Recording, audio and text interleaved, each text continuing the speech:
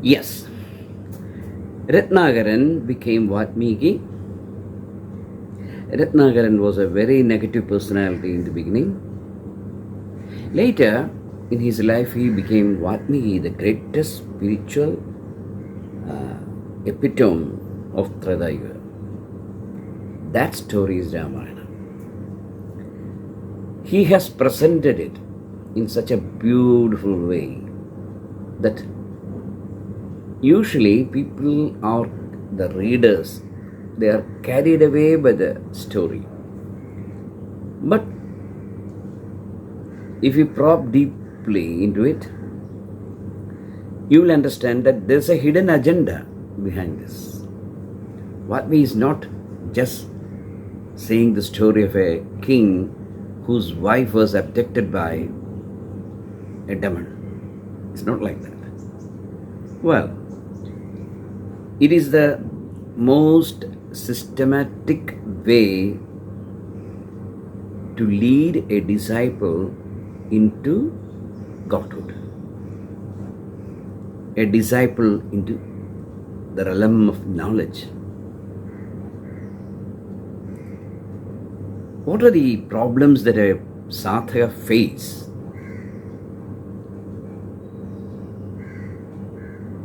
What are the mishaps? What are the obstacles that come into his life? That's what Vatmiki tells us. Unfortunately, we don't go into that probing. So we consider Ramayana as a part of literature. We just worship Rama as God. What's the use of worshipping a man as God? Of course, he is an avatara. He is the personification of God on earth. These avataras come to earth when the dharma, the principle of creation and preservation and destruction, gets mutilated. Then, when dharma loses its fragrance, its light, then God Himself comes to earth as a man, or even sometimes as an animal, or a being between animal and man. That's Narasimham. And then brings back dharma again. Bhagavan Sri Krishna has declared in Bhagavad Gita that I have come to this earth to serve dharma from the cruel hands of adharma. So when evil becomes dominant on earth, when the principles of human beings get lost in darkness of materialistic pleasures, then God comes as an avatara. So that's the itihasa. The word means itihasa, it is said so. That's what itihasa means. But apart from all these things, there is the path of a sadhaka. Well, how did Vatmiki become like this? Let us listen to the story of Vatmiki. He was a bandit, a murderer, a thief.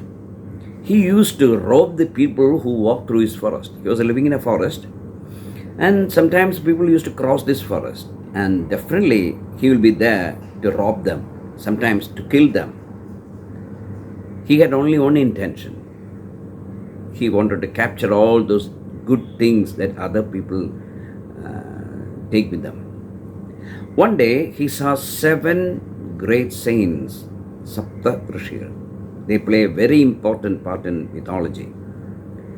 They were walking through the forest, and he came with his sword and all that, and said, "Come on, give me all those important things that you are having, all valuable things."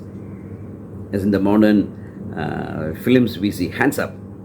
Come on, take all those valuables. I don't have time to waste. Like that. You should keep it in mind. It happened thousands and thousands of years ago. And the story is the same for humanity. And they were petrified because The saints are always respected in India.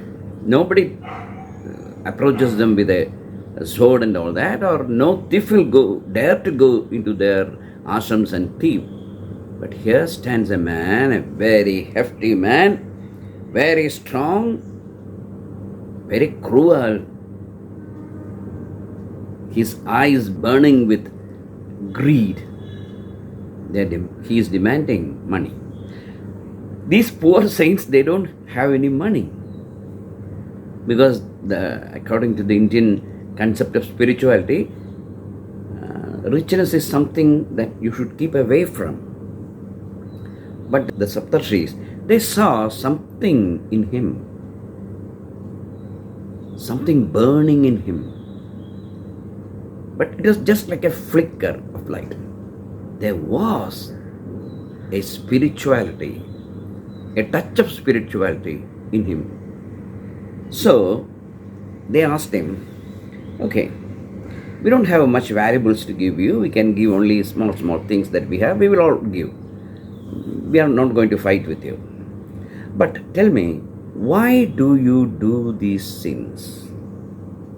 We understand that you are a bandit, stealing or things that the people carry. Why do you do it? Then the innocent Ratnakaran said, well, that's my profession. I'm a professional and I should be a professional. For what? Then he said, for living, for you. Not only me, I have got old parents in my house, I have got a wife, I have got children, I have to feed them. So I do it. That's my karma. That's my dharma. Ratnakaran said. Then they said, don't you know that when you hurt a person or even an animal or even an insect, you will be destined to suffer for that karma. That if you abuse a person, you will be abused. If you steal a person's wealth, you will one day be in utter penury, utter poverty. That's karma, karmic rule. Why don't you understand that? Why don't you stop all these things? Then he said, no, I don't believe in this. Then they said, then you will have to face that cruel karma's effects. Then he thought for a while and said, well, I am doing all these things for my wife and children, my parents. It is right. It is something that I should do. Then they asked a tricky question. Do you think they will also share the effects of karma? You won't be pardoned for what you are doing. Definitely, you will be getting the results for this. You will have to suffer for everything that you do. Sometimes maybe in this birth, sometimes in next births. So you will be suffering. Why do you want to suffer like that? Then Ratnakaran said, he laughed and said, do you think I am alone? My father is there, my mother is there, my relatives are there, my wife and 8 children. So naturally the karma will be divided into these people. Then the Saptarshis asked a question, are you sure?